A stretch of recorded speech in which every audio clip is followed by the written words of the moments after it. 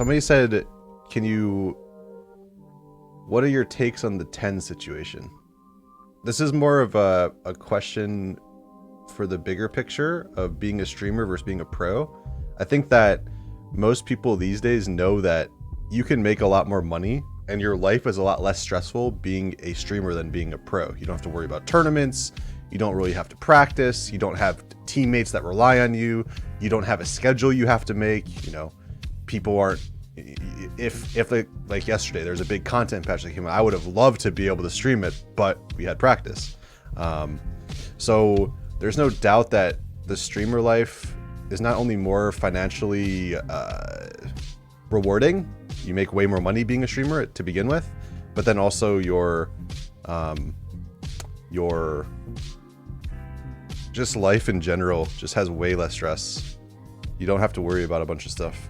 So, you know, I personally think every individual has a different prerogative and a different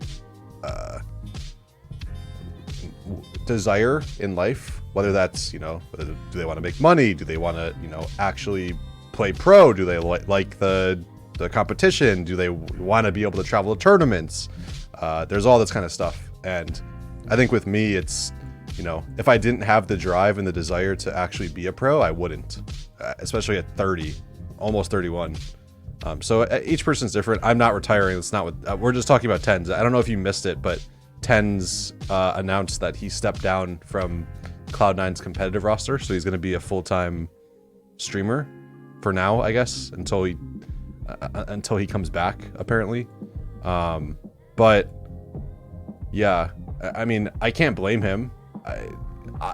If I was in his shoes, it would be a consideration for myself as well, especially if I wasn't, you know, super excited or super happy about being a pro and having all these kind of responsibilities. I do think it's a little weird though that I think I want to use the word weird, but I think it's just an interesting situation that a lot of people see him as one of the best players in maybe even the world, at least in the US. His aim is insane and his mechanics are really, really good, and he's just so far ahead of everybody. I feel like him retiring right now, it'll be, if he stays retired for like too long, it'll be too hard for him to come back. The meta's gonna change.